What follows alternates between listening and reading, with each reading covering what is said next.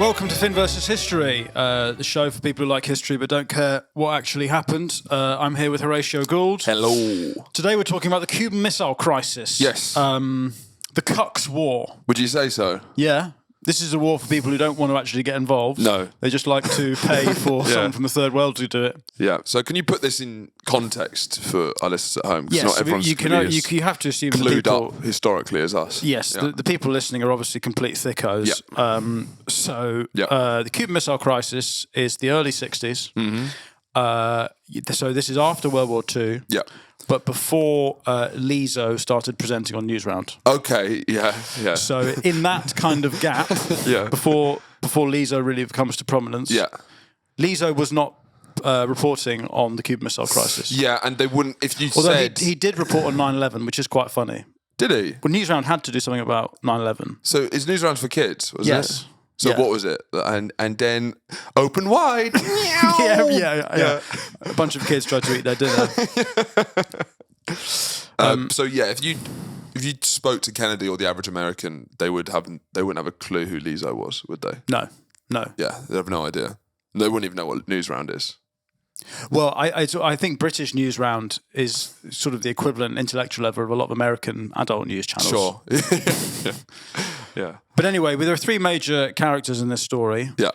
There's John F. Kennedy, American president, the horniest president there's ever been. Well, he's the honest president he's ever been, but then you see the family he comes from. He's Catholic, you know. Yeah. He's got Catholic about 15 brothers and sisters, and they're all shagging. His dad was the horniest man alive as well. Really? Yeah, so I think there was almost just like... Yeah, so John F. Kennedy's dad, I forgot his name, he was constantly cheating on JFK's mum. Really? And they all knew about it. He would literally be like, right, sorry, I'm going to pop out for a bit. I'm going to go cheat on your mum. Yeah. See you later. And he just couldn't stop cheating. So JFK is almost like the way that JFK was cheating, it felt like he just literally thought that's what a man does. You just fuck everyone. You have to. But he makes John F. Kennedy makes Bill Clinton look like Greta Thunberg. Like, he's just fucking everyone. Do you think Greta Thunberg's the least horny person? I think I'd say so. Yeah. She's not cheating on the planet. I guess. Planet with any human relations. You have stolen my future, Greta. She's super sweet 16th. That's the worst ever episode of that show. Yeah. Greta, we got you a car. There's P. Diddy. P. Diddy's performing at your Super 16. I fucking hate P. Diddy with all that oil he's bringing up. Yeah, that's true. I wonder what she would find worse. Do you think if Greta Thunberg, if we solved climate change, do you think she would be... She'd find another thing to bang on about, Do you think? Or do you think she'd be upset? Yeah. I think if let's say Elon Musk just comes up with this new thing, solves everything. That'd be very funny. I think people would be annoyed. Yeah. Because think about Extinction Rebellion, all of that lot. Yeah, what do they do If it was solved, they would be like, because that machine actually uses this like rare kind of like strain of like linseed oil that we is destroying the planet. They'd definitely keep pushing, I think. But yeah, JFK, even during the Cuban Missile Crisis, he was very stressed, obviously, to be fair to him. One of those stressful times ever. He kept shipping in women still. Yeah. Well, so we'll get to this, obviously, but he doesn't actually get told about the missiles on the night they arrive because he is fucking a prostitute in the White House. And so I actually think he always gets credited for like keeping a clear head during, saving humanity. Yeah. When you think about it, if you think of post-nut clarity, yes, this guy had the emptiest balls of any man that's ever lived. Right. So he was seeing the Matrix. So and I don't know if Khrushchev was quite committed to his wife. I don't think Khrushchev has ever got his end away. No. I mean, his wife was quite a taskmaster, really? Khrushchev's. And they're like a very committed long-term relationship. Definitely sex left that relationship 30 years ago. So and he's bald as well, which means he's horny and there's more cum inside him. That's a fact, is it? Well, the more bald you are, the more testosterone you have, the more horny you are. That's why hair pills make you less horny.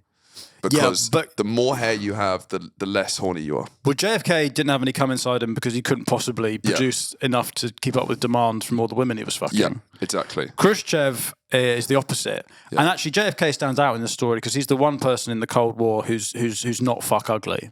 Yeah. Everyone else and that's why it's called the Cold War. As opposed to the fucking hot war, fucking hot war. Yeah. Because if you get a photo up of Brezhnev, who I think comes a bit later. This man there's a photo of him meeting Mao, and it's one of the ugliest. It's one of the ugliest things I've ever. It's one of the ugliest things I've ever seen. Yeah, Brezhnev. If we're ranking Soviet guys, Brezhnev. Oh my God! Look at that. That's Nixon. Nixon's hardly a looker, though. No, Nixon's not good looking. Well, Nixon lost that debate with Kennedy when Kennedy was running because he was ugly. Because he was like, look at this guy. Fuck me. That's ugly. Yeah. Right, if we're doing it, can you get Gorbachev up? This is what I mean. This is why it's the Cold War. Gorbachev, the ugliest of all Russian premiers. What do you think? Let's get him up, 100%. You think there's an uglier one than Gorbachev? I think Brezhnev. Take a look at this. Are you telling me? Come on, I don't want to. Okay. Yeah. No. He was so ugly he had to end the Cold War. That's the point. It's because it's mutually assured destruction. I mean, no American could get uglier than that. Well, he's saying that Russia actually won the Cold War. Yeah, because it was an ugly off. That's what the Cold War was. Because the Americans looked at Gorbachev and went, okay, you win. Yeah. There's no way we can compete with that. So having JFK makes America pretty vulnerable in the ugly wars, right? Well, yeah, he's on the ropes. Because they've got this hot piece of ass who's fucking everyone in the White House. Yeah, but JFK was so horny, it was almost like he was sort of humping the air, and his aides would kind of put prostitutes where he was humping intermittently. They'd sort of just scatter them round because he's constantly fucking. He's like a wind-up doll that's fallen over. Like if he falls over, he's humping like that. Humping. They have to put him back up and stick prostitutes there. Yeah, that's why he sounds like that. Ask not what you can do for your country. Yeah, so it's amazing that this is kind of seen as his finest hour. But again, I think that's because he had more clarity of thought than anyone ever. But it's not going to be him getting shot in the head, is it? I don't think he got shot in the head. I think his head exploded because he had to sit next to his wife for 6 hours. That's what I think happened. Well, because he was on camera for so long, he couldn't cheat on his wife for more than... Yeah, so he was just there. And his head just... That's my theory. I mean, we'll do an episode. Well, there's a lot of theories. Yeah, we'll do an episode on the JFK assassination. You know, there's madder conspiracy theories than that, I think. Either that, or he saw a pair of tits in the grassy knoll. And just he thought the grassy knoll looked like one tit. Yeah, that's it. Oh, look at that! And just his head exploded. Yeah. So he was also there with his brother Robert Kennedy, was a big part of this as well, who's another Kennedy. He was also assassinated. Yeah, he was assassinated. Was he horny? Do you know if Robert Kennedy after his brother. Yeah. Do you know if he was horny? But they all sound horny, the Kennedys. And then Robert Kennedy's son is RFK Jr. Yeah, so JFK's nephew is now the health secretary, even though he sounds like... Make America healthy again. Yeah, the unhealthiest man in the world. You've got to stop eating your food. There's a worm in my brain that's driving me to make these choices. It's like Ratatouille, but with a worm. That's kind of RFK's life. I do have a soft spot for RFK, even though all the mad shit. He's so ripped. He's so ripped. He only exercises in jeans. Yeah. He's sort of very... I guess that's one result of the Cold War being over, is that now you have Americans exercising in jeans, which is a very Russian thing. Yeah. Look at this. Look at this.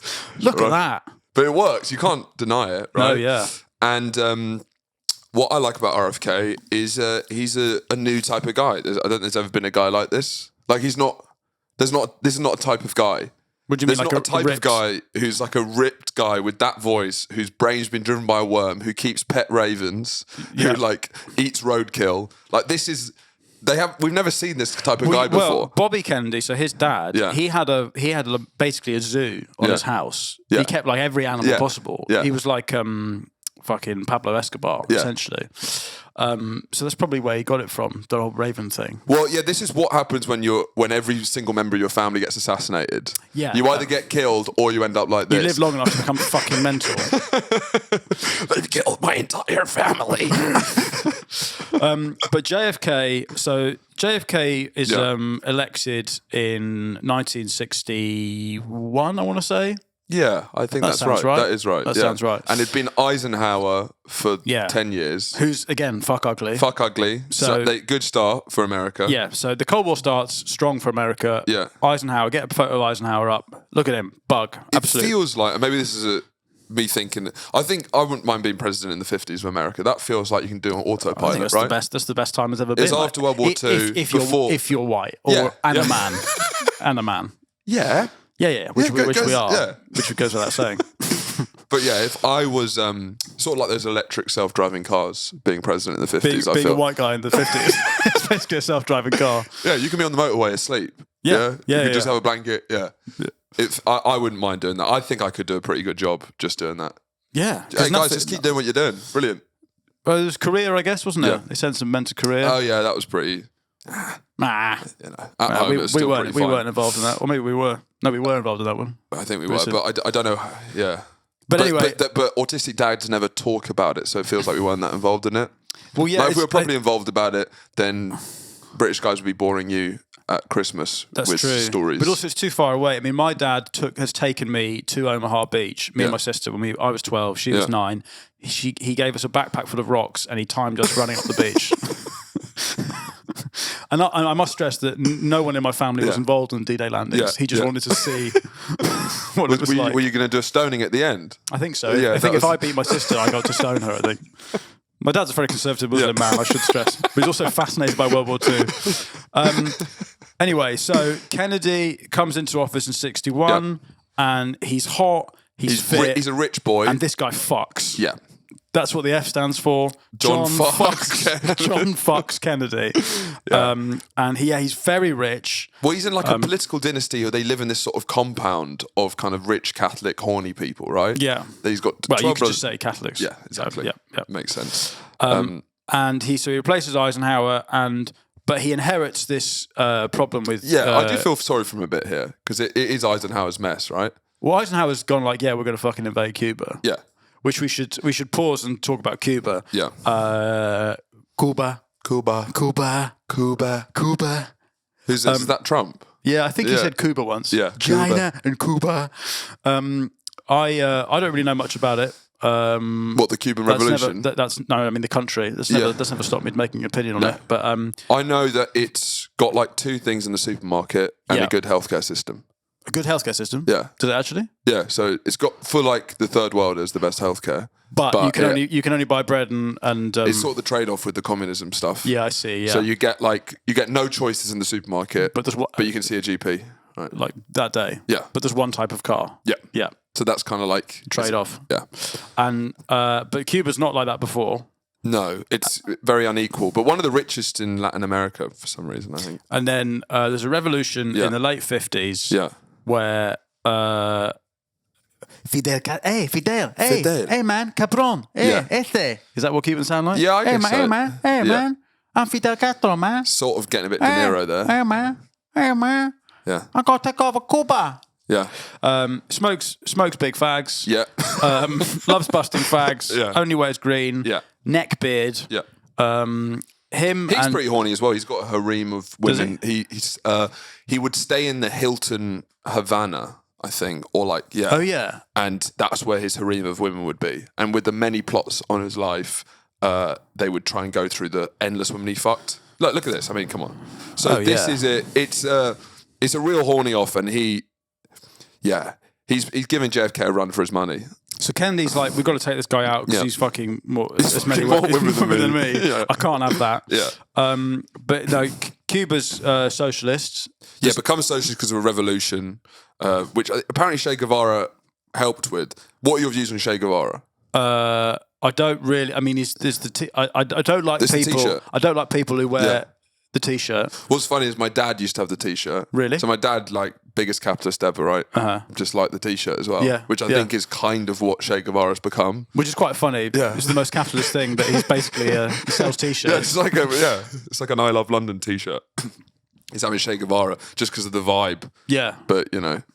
It's the photo as well. Yeah. And it's just, but it's one of those things. It's like, you just want to get killed before you can do anything bad. really bad. If he'd lived long enough, like if Eminem got killed after his third album, everyone would say he's the best rapper of all time. Yeah, but then he keeps pumping it out. He's so fucking alive. Yeah. He did one recent album which everyone hated, and then he immediately released another album saying, "I know that one was bad, but this one's great," and everyone thought that was shit as well. It's just, I wish if you had a drive-by shooting, it would have absolutely saved your career, Eminem. Nightmare.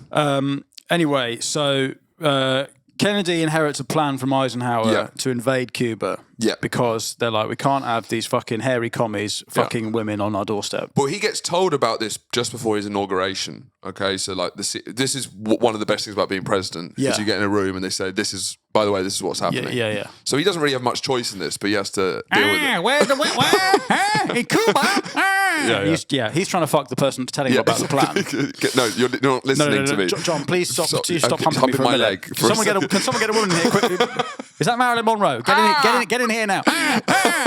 Okay, just put Marilyn in front of him, and when he's nutted, I'll tell him about the plan. Yeah, well, he's got like ADHD, right? He has to be fucking someone to focus. Attention, hyperactive dick disorder, essentially. Yeah, he's got like is the Subway Surfer video underneath. It's porn. Is him.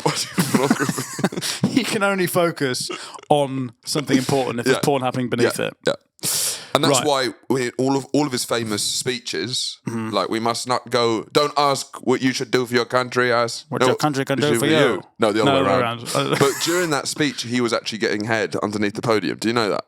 I can believe that. So the only reason that he wasn't like constantly humping is because he was getting sucked off. Yeah, exactly. Ask not what your country can do for you. Ask you what God. Yeah, they had to wheel him out. It's the only time he can focus. That's why he said, "Ich bin ein Berliner." Yeah. He said, "I'm a donut." Because that's what he says when he comes. "I'm a donut. Fuck me." Yeah, he came so hard he turned German for a second. Yeah. We've all been there.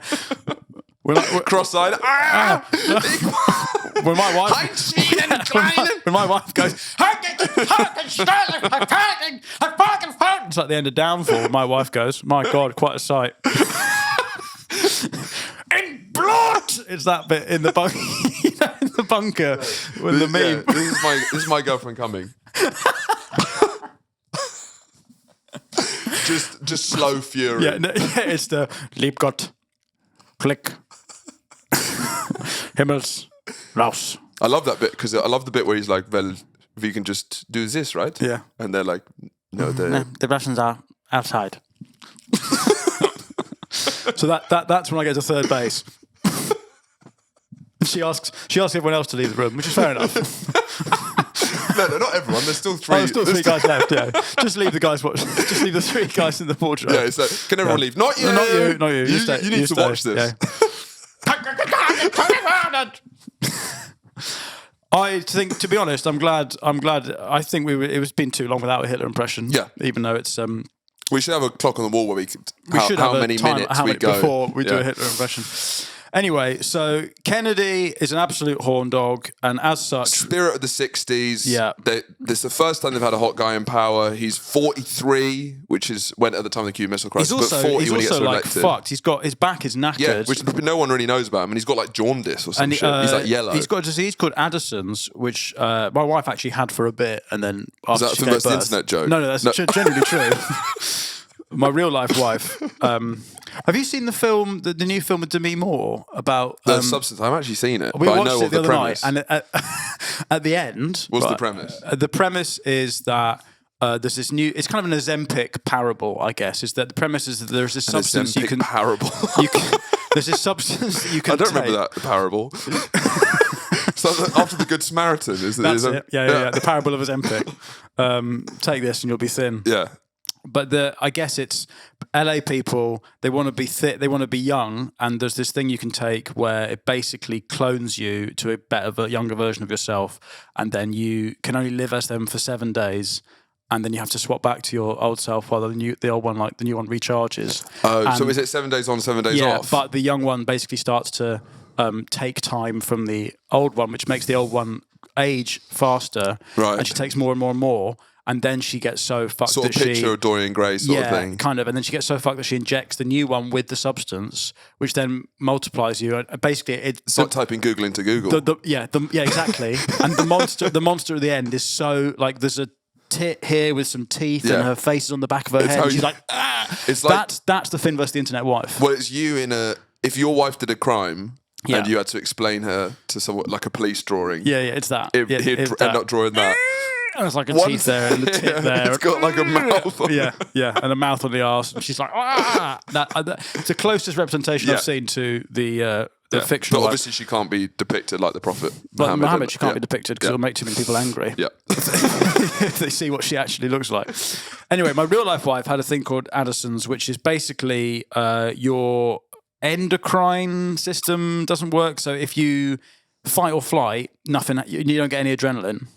Really? So if you basically get hit, if she like broke a leg, she'd have to go straight. I mean, she'd have to go. She'd just be chilled out geezer. She'd be like she'd try and walk basically.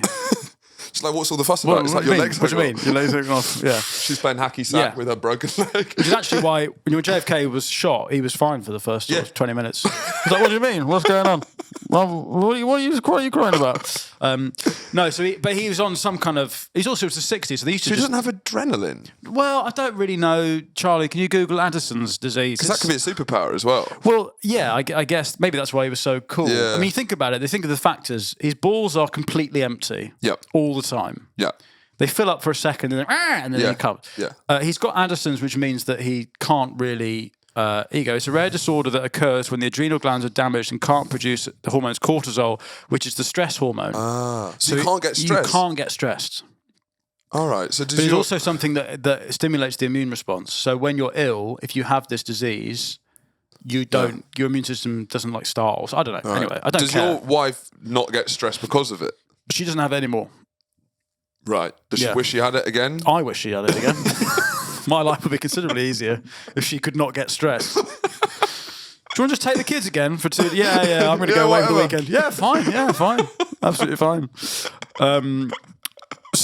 But my point is, Kennedy is completely fucked. Yeah. And he was in World War II in the Pacific in a little boat, and it got blown up, and he's got all a bad comes back. from that, right? Yeah. Yeah. And that's kind of you don't see that because with all the press shots. Because he's young and he's coming in everyone. Yeah, but if you look closer, he's like the woman from the substance. Yeah, exactly. Yeah. So, was he actually that hot, or was his outline hot? Like, I think he probably was. Yeah. I just think for the time. Yeah. When you look at his cabinet. Yeah. Like. God, there's Robert McNamara. You know him? Sounds like a Match of the Day presenter. McBundy. Yeah. McBundy or McGeorge Bundy. Yeah, he's a fit guy. Look at that. Yeah. Yeah. He's got a charm to him. Teeth.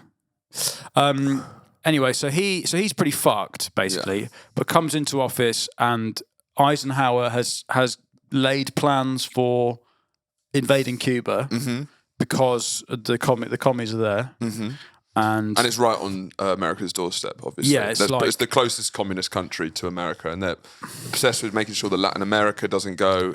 In South America, they're stopping all these plots in Guatemala. Every time they hear about a communist dictator, they are funding counter-revolutionaries. And they did that when communism turned...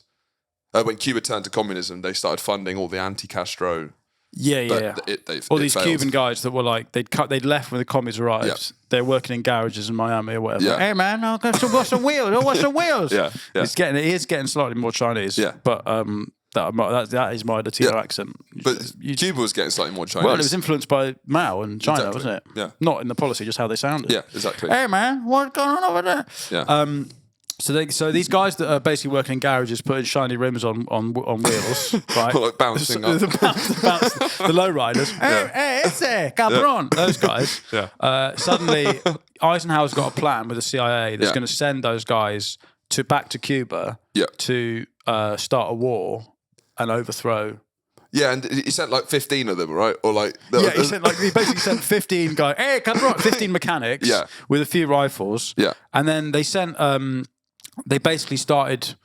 They sent a couple of planes over to bomb, but then they just sent didn't a couple bomb of planes which they'd painted badly. That was it. It was old World War II. They painted badly so that people wouldn't know it's American. They went Cuba Airlines in like pencil. They said on the side, not America, not American, bracket not American. But then everyone's just read American. Yeah, went, oh, what's that? Because they'd written the not small and the American big. The American was massive. Yeah, so it was a lot. It was bad planning from them. Promise not the CIA. And so then everyone looked up and said, "That's the fucking Americans." And then they got so embarrassed. Right. They didn't do any more bombing. They didn't do any more bombing, even though they promised to the anti-Castro forces in Cuba that they were going to help these guys out, and they left them bouncing in their cars with no support on the beach. And they had the bouncing cars saying, I've got my big boys, they're going to fucking suck me out. And then they just left them there, and now it's really awkward and embarrassing. Yeah, because Castro... captured them all? Yeah, he probably wasn't the nicest to them when he got them. No, so that's the Bay of Pigs. Yeah. Well, the Bay of Pigs. So the Bay of Pig comes after that, right? Does it? Which is after that, they're embarrassed. They've withdrawn, and then they send an invasion. Yeah. And the hope is that it will get all the guys in lowriders to bounce Castro out of power. And then I think Castro sends 20,000 guys to the beach. Proper guys in actual cars. Not just bouncing. And it's an absolute disaster.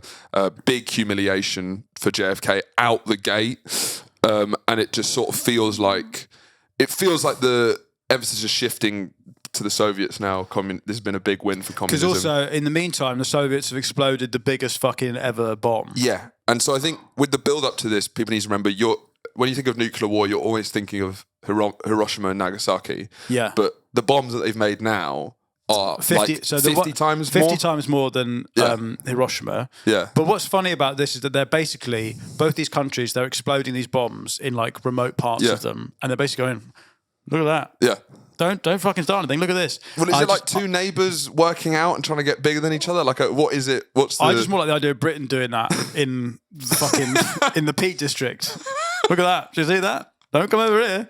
And then there's loads of villages. They're like, what the fuck are you doing? Yeah, Milton Keynes. Yeah. Oh, you could. Yeah, I reckon you could level Milton Keynes. I think the British nuclear tests were actually they had to use Australia. Obviously, that's what Australia's for. That's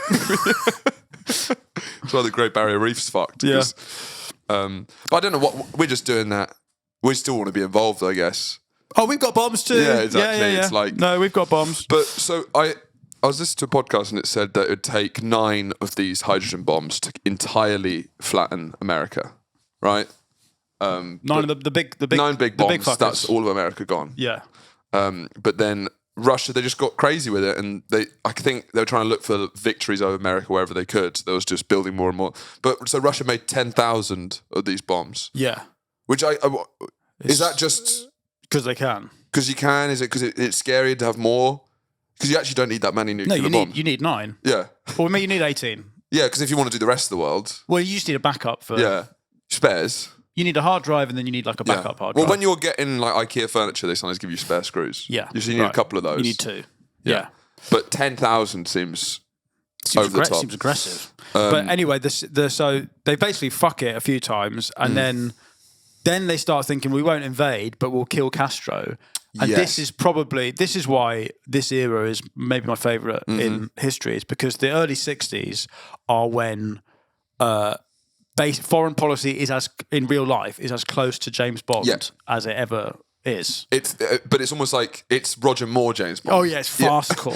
Like, can you get the list of assassination attempts up, Charlie? It's this clown music playing. It's umbrella hats, unicycles. Get that fit woman, right, and give her this. Like they hide dynamite in pretty looking conch shells, so that when he dives, he'll be like ooh, and then he'll blow up. Well, it's sort of this period. It's like now. It feels like everything's going to come out, and they didn't really think like that. So at all these meetings, everyone's thinking, how's history going to remember this? But this is still a period where you could do stuff covertly. Well, so the plot then becomes we're gonna fuck Cuba. We're gonna try and kill Castro. Yeah. Or just trying to fuck. But they call fuck Cuba generally. They call this Operation Mongoose. Yeah. Operation Mong for short. Yeah. And Operation Mong is so there's the poison cigars method. Yeah. Where they lace his cigars with poison, and then I don't know how it failed because he didn't smoke the contaminated cigars, or the poison didn't work. So they tried 683 times, and we're just going to go through 14 of them. Yeah. Right? So poison cigars, exploding cigar. Yeah. Where it basically they just replace the cigar with a stick of dynamite. Yeah. and hoped he wouldn't notice. But yeah, I think sadly they should have painted it brown at least. Yeah, they laid it in the tray and they left and went, oh fuck, it's red. Yeah.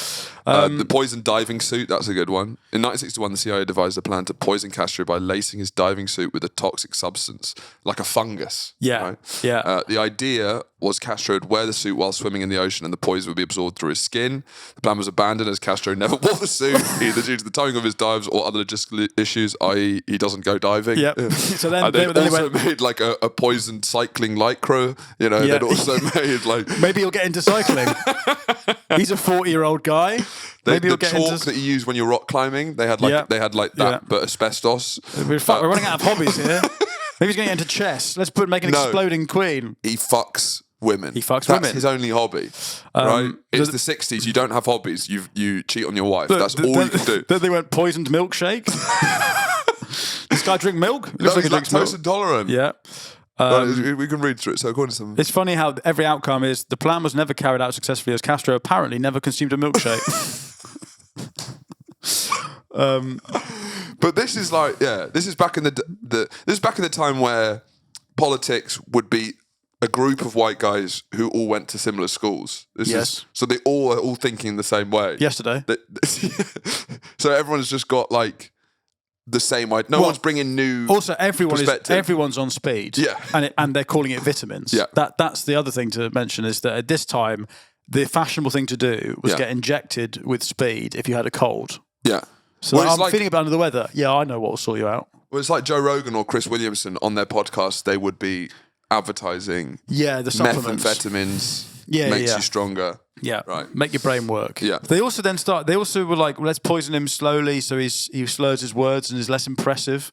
And at some point they just went, well, let's just try and make him a bit shit rather than kill him. Let's just make him more. Yeah, there was just kind of like little shitty passive aggressive. It was passive aggressive foreign policy at this stage. But it also seems like the guys in the CIA were they're like in a writer's room just banging coke. Like, okay, right, that's next. Not worked. Right, right. Let's go back to cigars. Yeah, radioactive cigars. Yeah, this is TV execs in the 90s. Poison toothpaste. Let's poison his toothpaste. The CIA developed a plan to use poison as a method of assassination. Sadly, Castro doesn't brush his teeth. Does this man do anything but fuck? I love this one. So they've had 10 ones of going cigar, poison toothpaste, bad luck hat. Number 12, bomb in the headquarters. Fuck it, bomb him. Just bomb him. Again, never happened. A more direct plot, I think more direct involving than the bad luck bomb hat. in Castro's headquarters, where he regularly held meetings. The bomb was supposed to explode, but it didn't. Yeah. Anyway, so they're constantly trying to kill Castro. Yeah. They can't. Yeah. He's like a cockroach. Yeah. Cockroach. And so... they tried... The smartest one they did, which is not here, is they tried to go through one of his ex-girlfriends, which I feel is the way to get Castro. Yeah. Where she was going to give him like an ointment that was actually poisoned, obviously. Yeah, yeah. But then he was like... Ointment? I put anything. But it was also like, you're my ex. Hey, cabrón. He needs to get his current ones, At one point, they were going to make his car so bouncy that he just flew off into the sea. Hey! He just flew into the sea.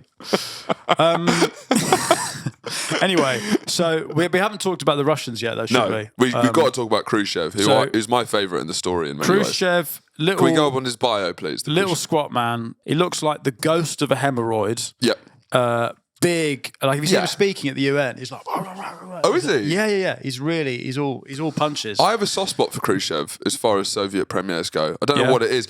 If you found a Khrushchev on your lower back, you'd have to go to a doctor, wouldn't you? Yes, yeah.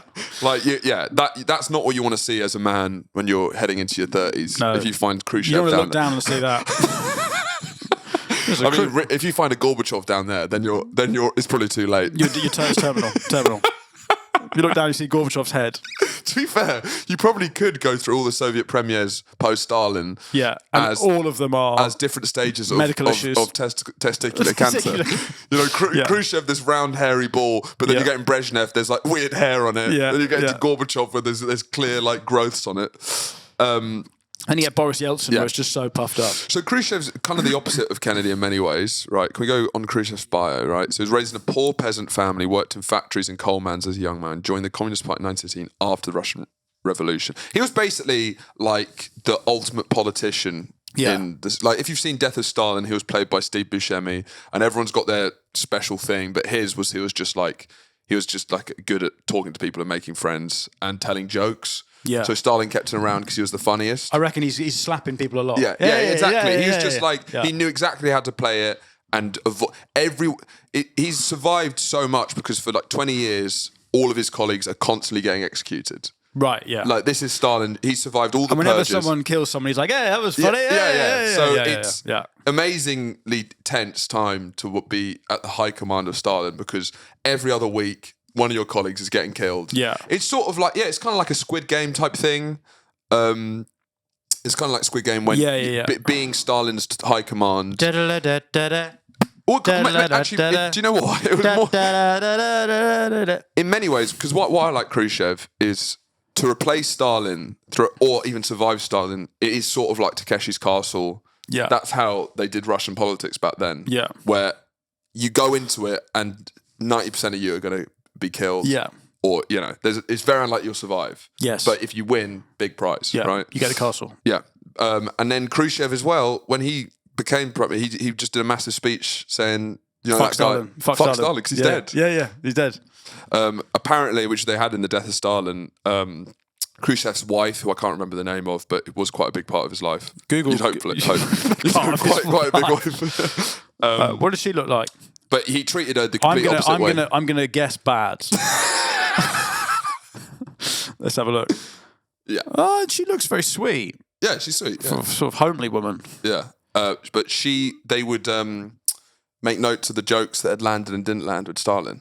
Really? So it'd be like, we're not talking about, we're not doing that bit. That bit didn't work. That bit didn't work. He did not like that. Which, as comedians, you've got to respect.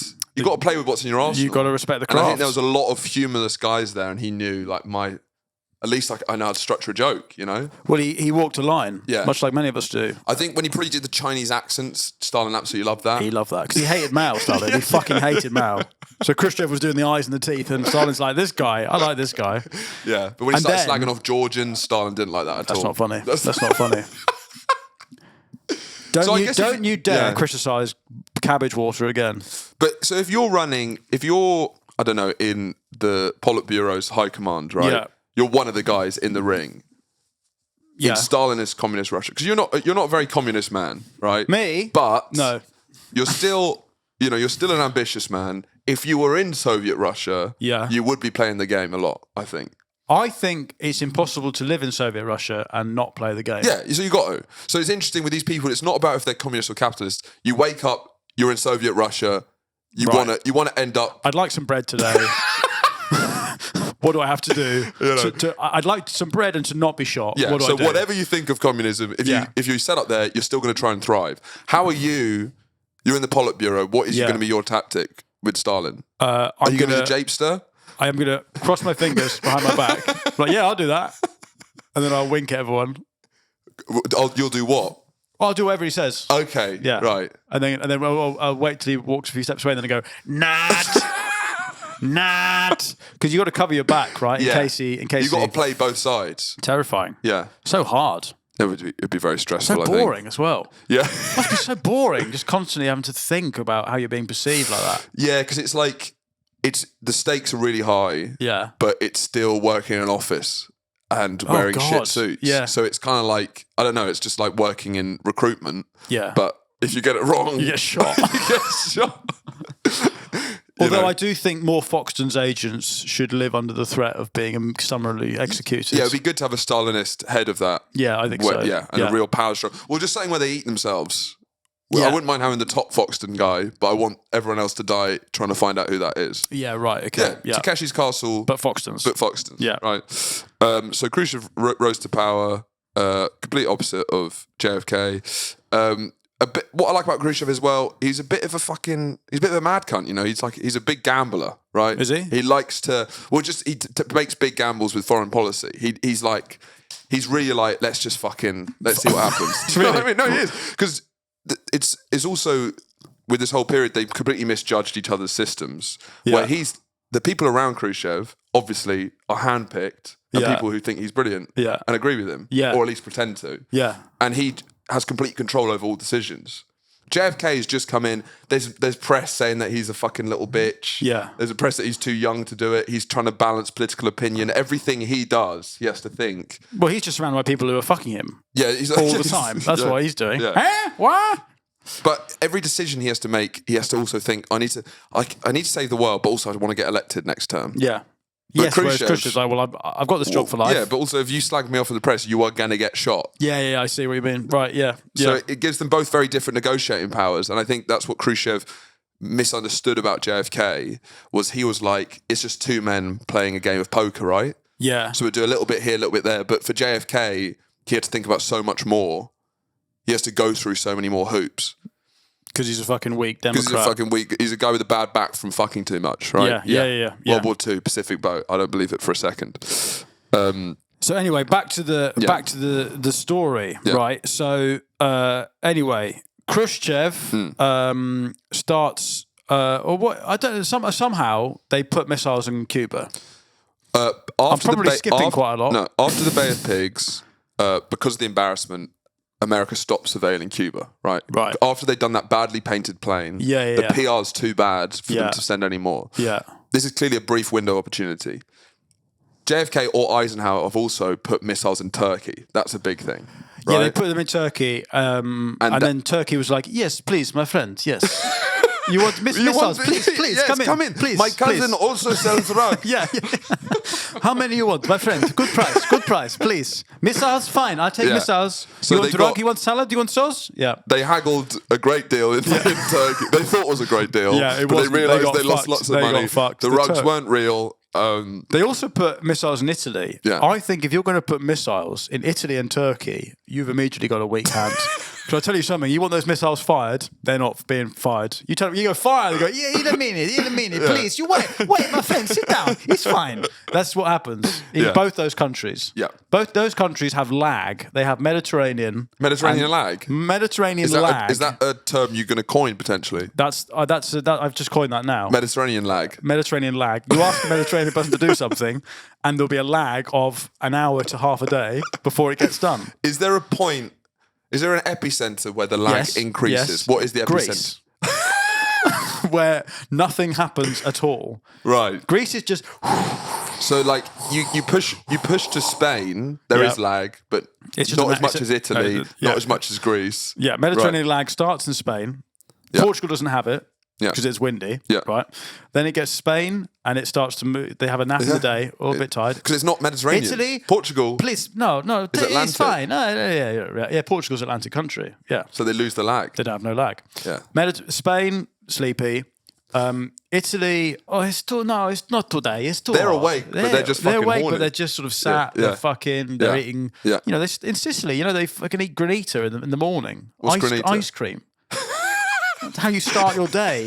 You wake up. I have ice cream. I feel a bit. I go back to bed. In Scotland, you have ice cream on wedding days and never again. You have one scoop of ice cream on your wedding day, and then you throw up immediately, and you repent for the rest of your life. Yeah, that's as far away from Mediterranean lag. So then you get to like Cyprus, and then Greece. It's literally fat man sat in a chair not doing anything. Now something that's close to the epicenter of Mediterranean lag, but doesn't have Mediterranean lag, and that's why there's so many problems, is Israel. Yes. You can see that Israel maybe are not meant to be there by the way they act. Clearly... They're in the wrong time zone.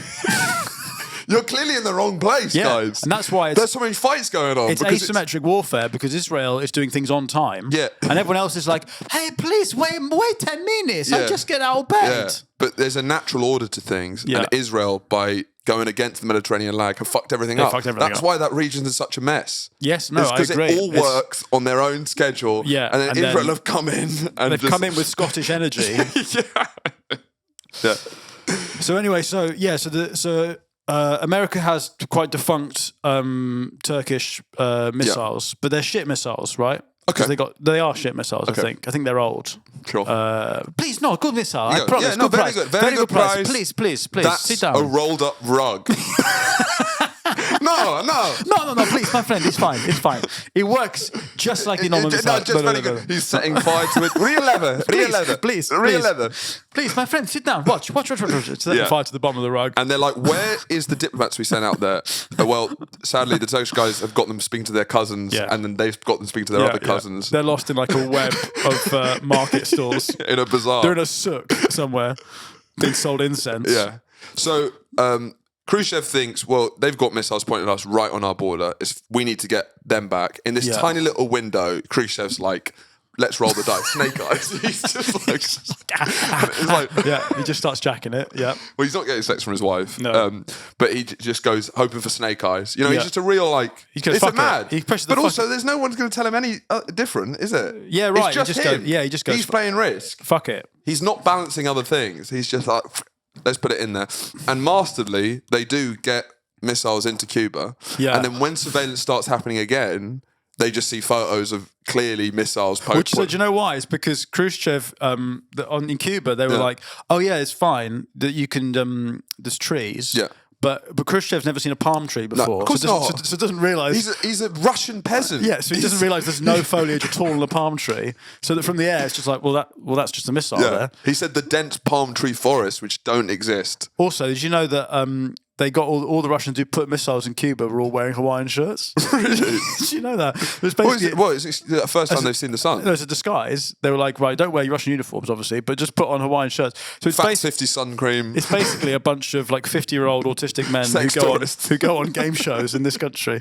Like a bunch of pointless contestants moving missiles onto Cuba. I watched Pointless recently. The prize pot. Yeah. I wasn't ready for how low it was. It's always so low. So funny. Yeah. Because watching like American games, I've seen like Mr. Beast games, the Squid games, where Mr. Beast games, the prize pot is 5 million. Yeah. Right? And they're giving loads of different prizes. We can win like £100,000. In Pointless, the starting prize pot is 800 quid. And then if you like pass with flying colours, you get 3 pointless answers at the end. Mm-hmm. It goes up to £1,250. Yeah. Yeah, and it's always like, so what are you going to do with that? Not much, really. Probably get 2 months' rent, maybe. No, it's funny because it's basically their return fare home. If they come from like Leeds, like, well, I guess it's peak time now, isn't it? I've got to leave at 5. So someone said he's going to. Literally, I was watching Pointless. The guy who won it said he's going to put new shelves up. Brilliant. Right, you could have done that yourself. So anyway, so to recap, Kennedy is absolutely ankle deep in clunge. Yeah. He doesn't know what's going on. Yeah. Castro is bouncing in his car. Ankle deep in clunge, but he's in a bouncy car. Khrushchev's the only guy who doesn't have a face full of muff. Yeah. And because of that, he's taken this opportunity. He's saying all of the other players in this really tense geopolitical situation literally have not come up for air. Me, in my sexist marriage, I've got a small window here in which to put nuclear missiles about 100 miles away from the American border. Yeah. So he puts them there, and he uses a bunch of pointless contestants to smuggle missiles onto the Cuban mainland. Yeah. And then the pictures are, because they're on like the beach, and they're seeing all of these Cuban guys, these hot, sexy Cuban guys who are playing like volleyball. Yeah. You know, and it's just like they're having the best time ever, and it's like they're fucking. There's some pale men in Hawaiian shirts. They seem to be. What are they carrying? Is that a massive rolled up rug? What's going on there? Why do theirs ones not look like rolled up rugs? Hang on, that looks like an actual missile. No, my friend, please, it's the same. It's the same model. I promise. It starts. What happens? They take a photo. The U2 surveillance plane, which is Bono, The Edge, and the other guy. Yeah, they're flying over Cuba. Before they decided to pivot into music, they did were reconnaissance flights. Yeah. But after this whole crisis, they decided that it was too much for them. They said, "We're going to make Fuck it, that's tiring, lad. That's fucking tiring. The flights over Cuba. Do you know how fucking far away Cuba is? Who's flying the plane? And the fucking poverty. Because Bono's not flying it, I reckon. Bono's flying it. Do you reckon? Yeah. That's why he's got those glasses. Yeah. Yeah. So Operation Mong is still happening. Yeah. They're still trying to kill Castro. Right. We're getting into 62? Is this what? Yeah, here we go.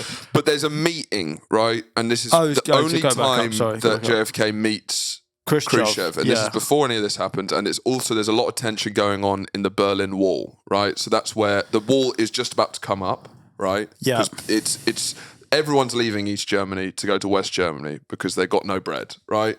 And so the East Germans. Well, everyone in East Germany is going like, is that a nightclub where people are just getting fisted? I quite like to get.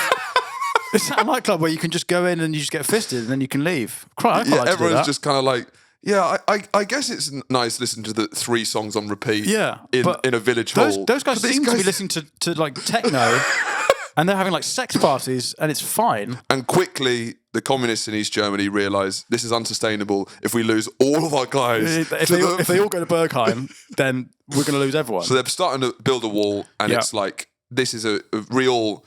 They meet. There's a big meeting, right? I don't know where it is. I think it's in Vienna. I think it's Vienna, yeah.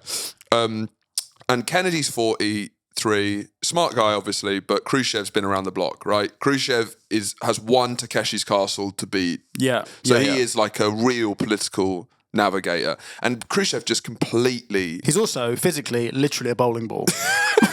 So he's quite intimidating. Yeah. Khrushchev, balls full of cum. Yeah. Yeah. Absolutely jacked to the nines on cum. Yeah.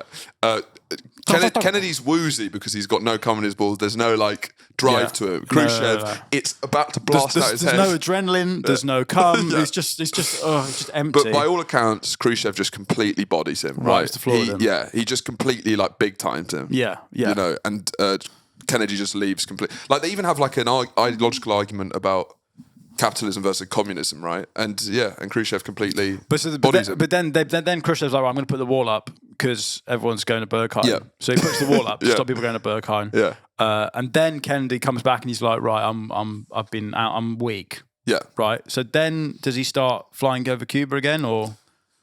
Yeah, I don't actually know the timeline. It doesn't matter. Doesn't matter. This podcast is not about what actually. Who knows? At some point, you two are flying over Cuba, right? And Bono looks down and he sees the pointless celebrities holding missiles that are actually missiles rather than some magic carpets some boss men sold the Americans in Turkey. Yeah. And maybe we'll leave this there and continue in part 2. So that's all the context you should need for the Cuban Missile Crisis. Yeah, that's all you need. In part 2, we will get on to the actual crisis itself. Yeah. And if you can't wait to see what happens, that episode is already on our Patreon. For £3 a month, you can become a truther. The next episode's already there. But otherwise, thank you for listening. Either way, we'll see you next time. See you next time.